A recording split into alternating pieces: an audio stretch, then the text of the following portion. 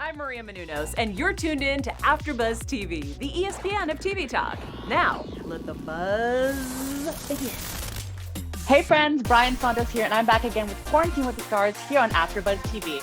911, I have an emergency. Please come and save me. I'm literally dying and living right now because I am chatting with the amazing, talented Ronen Rubinstein of 911 Lone Star. Ronen, thanks for being here. Hi, everybody. Thank you.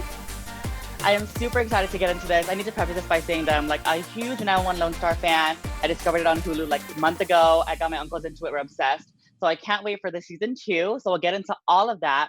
But before we do, I want to start by getting to know all about you. So tell me your story. How did you get into acting and find yourself in Hollywood?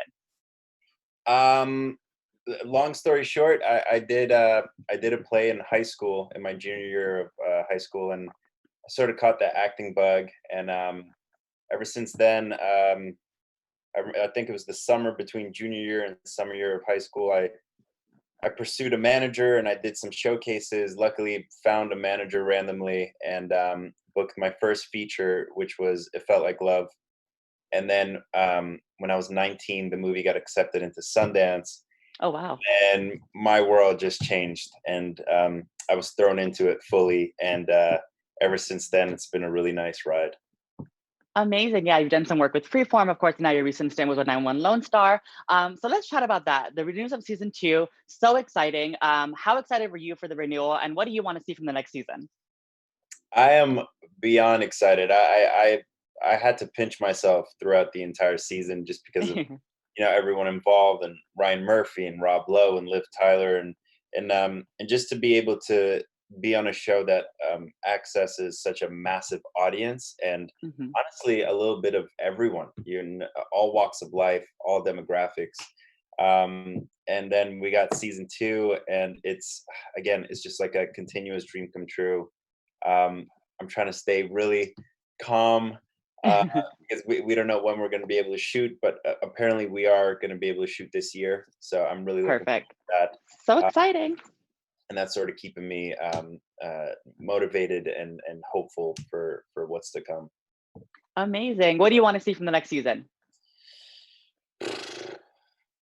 I want to explore obviously Tarlos. Yes. I wanna enjoy like an actual relationship. I Mhm. want to go on dates. I want to cook him dinner because he cooked me dinner. Yes.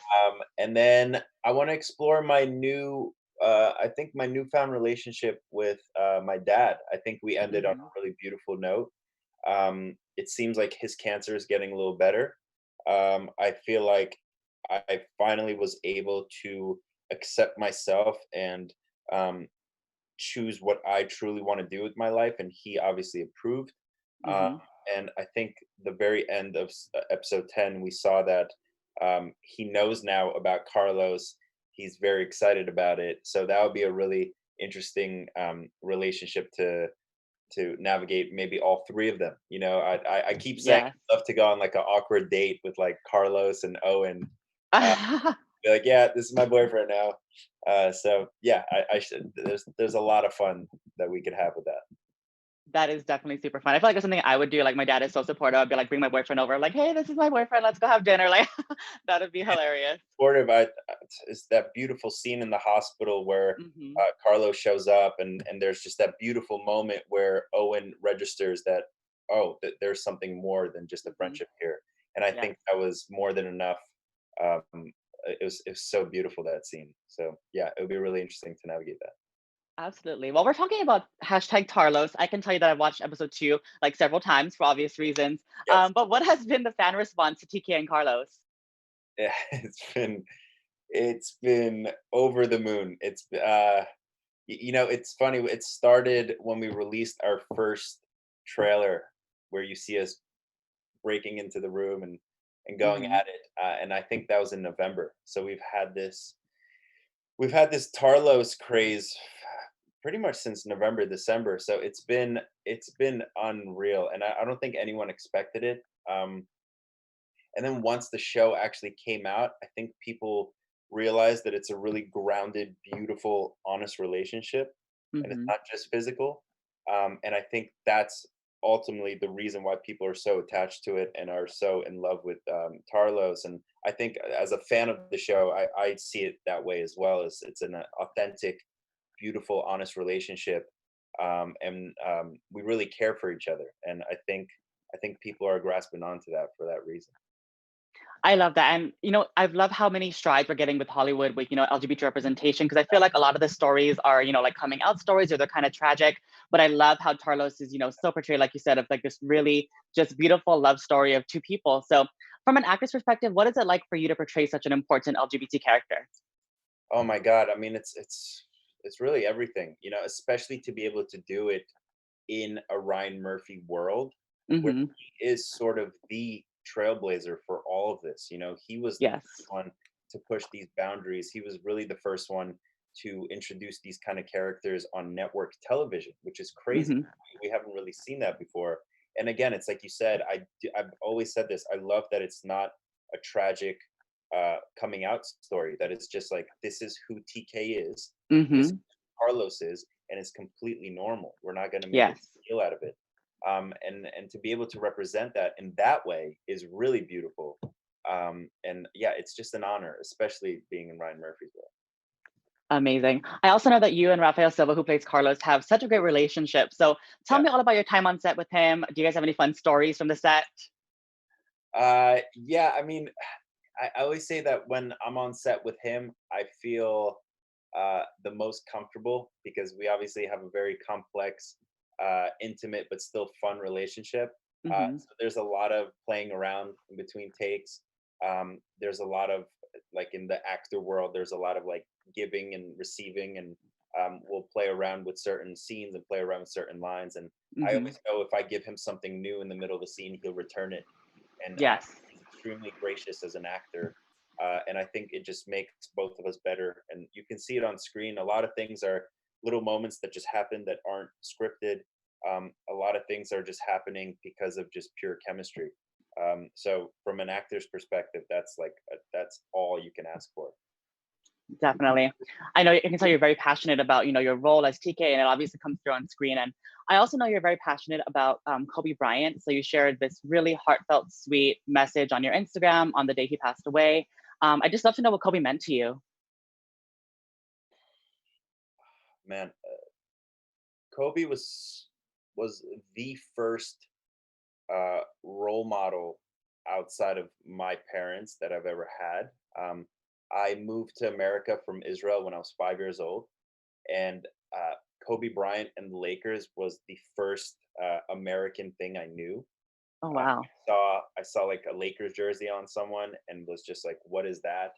And then I dove deep into like basketball culture and the Lakers and Kobe. And then as I grew up watching him, and he grew up, and um, he was a pure role model. He taught me what it was to have the ultimate dedication to what you love. He taught me from an older age what it is to be uh, completely disciplined to Hmm. your craft. And in many ways, he's really helped me. He's really helped guide my attitude towards my career. And I think you can take a lot of things that he preaches for basketball and implement it into whatever you are doing. Yes, Uh, and discipline and just focus, just pure focus. And yeah, that was one of the hardest things I've ever had to go through. And it's just it came out of nowhere. And you always think people like that are completely invincible, and hmm, shows how precious life is. And his daughter was there, and all those other people were there, and they had kids with them. So it was just a huge, like, it really shook up my world. So yeah, that definitely. that was tough, man. Yeah. Our hearts go out to the Bryant family. It was incredible to hear what Kobe meant to you, Ronen. Let's switch gear and talk about politics. I know you're very passionate about climate change and the environment. So tell me all about that. Oh man, that's been my biggest focus. I think ever since I was able to um, earn any sort of platform and voice in this career. Um, I remember watching Leonardo DiCaprio's documentary, Hmm. 2016, I think. It's called Before the Flood. It was on I think Nat. I've seen that. Yeah. Hmm. And when I saw that, I obviously, was aware of what's going on in the world. But when I saw that and then learned that he was preaching this and trying to raise awareness since he was like 21, I Hmm. remember he did Titanic and then used that power and celebrity and got in front of Bill Clinton and was like, why is no one talking about this? So he's been doing it forever. And I was so, so, so moved by the documentary and saw how important it was to someone like him, and Hmm. how he was able to use his celebrity and his platform for such a incredible cause. I was like, that's it. That is, my career will completely coincide with trying to save the planet, and that's been my mission for a little while now. And now, luckily, um, the more voice I earn, the more I can talk about it and raise awareness and educate and show people like how we can uh, help as a citizen. It really Definitely. start from the individual, um, and everyone can come together and do their own part, and it will eventually lead to a better world. For sure. Well, I know someone else who's passionate about climate change, and that's Bernie Sanders. You're very public about your endorsement of Bernie. Yeah, no So big I deal. want to know your thoughts now. Like, what are your thoughts now that he's unfortunately out of the race? Well, I think literally as of yesterday, Alexandria Cortez, Oh my God, I love her so much. me too. She's gonna lead um, the climate task force for Biden, and Okay, that's Uh, great.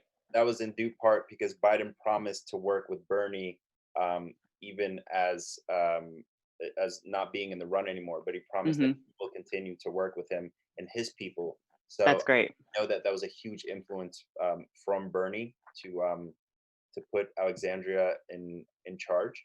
Hmm. And I think it's like I think the beauty of what Bernie did this campaign, and obviously it was rudely interrupted Yes. by the epidemic. I think he showed the world that everything that he was saying is not radical at all, and it's actually what Hmm. we need to get done.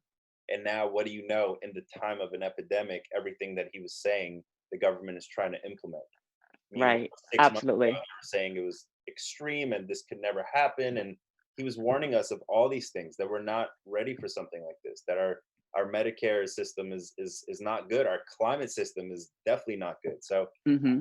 I think he raised enough awareness in the time that he had, and luckily, with the new candidate, I think Biden will play with him, and I think they're Yes. on the same team. And I think just putting Alexandria in charge yesterday was a huge step forward. For sure. Well, you mentioned the epidemic, and I want to just check in with you. I want to see how you're doing. What are you doing to keep busy? But first, how's the vegan life going? Oh, it's good. It's so good. I'm so proud to say that I finally did it, and it wasn't as hard as I thought it was going to be. Especially because before I was vegan, I was a pescatarian, so I was Okay. slowly completely off it. Um, but vegan life is good, man. It's really good, especially like I got an Instapot, so cooking's become easier. Um, but I got to say that this epidemic has truly turned me into a completely selfless being. Because Hmm. I know how fortunate of a place that I personally am in. I have a beautiful home, I have access to food and water, I have a yard Yes. that I could go outside in. So I've taken that and made myself completely available to whoever needs it, and has just been completely working with charities and foundations, and just my whole mission during this epidemic is just to give back, give back, give back. Um, because that's truly like the least that I could do right now. And I've been working with some incredible foundations, and um, Fox TV and 911 Lone Star has given me some incredible opportunities. So it's just been a really beautiful time to give back and to hear people's stories and to talk to people from all over the world who are dealing with this epidemic. I talk to people every day from France and Italy and Spain, and to hear their stories, it's incredible. It's really incredible. These people are stuck in their houses for nearly 60 days, and they're still staying positive, and they still believe Yes. that that they'll get through it, and finally it's starting to ease up over there. So it's just been a really humbling experience. And yeah, I'm going to continue to give back as much as I can. Definitely. Ronen, before we go, I want to know what's next for you. Tell me what fans can expect next from you when this is all over. Well, I teased on my Instagram live a couple days ago. I have a film that I'm extremely proud of coming out that I cannot talk about. It's not public yet, but it will Okay. be out this year. I'm assuming that it's gonna have to come out in some form on digital or something. Oh, yes. And then I have another film which is public. It's called Follow Me, and that's a movie that I'm super excited about. And I think actually the two films are gonna come out within the same couple of months. Okay. So there's going to be a lot to look out for. And yeah, the sooner we get to the date, the more I'll be able to talk about it. And trailers will start coming out soon. So I have some really exciting stuff coming out, and I'm extremely proud of both projects. That's amazing. I'm so excited to see what you have next, to see more of 911 Lone Star. And if people want to catch up with you, Ronen, where can they find you on social media? My Instagram, it's my first and last name, and same thing for my Twitter. So super easy. Perfect. Well, definitely make sure you catch up with Ronen, see what he's up to in quarantine, see what he has next. I'm so excited to see more of you. The biggest Harlow stan here, so I can't wait for more 911 Lone Star. If you've missed 911 Lone Star, by the way, you can catch an encore presentation right now on Fox, or find it on Fox and Hulu. Be sure to catch Ronen on his social platforms. And you can find me, I'm Brian Santos, on Instagram, Twitter, YouTube, and TikTok at the Brian Santos. Again, Ronen, it's been such a pleasure to have you today. Right. It Seriously. was so great to talk to you. Thank you so much. This has been Quarantine with the Stars with Ronen Rubinstein. I'm Brian Santos, and I will see you next time. Bye.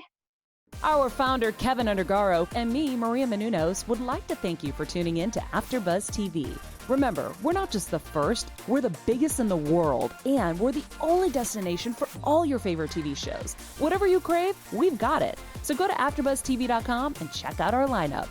Buzz you later. The views expressed herein are those of the hosts only and do not necessarily reflect the views of AfterBuzz TV or its owners or principals.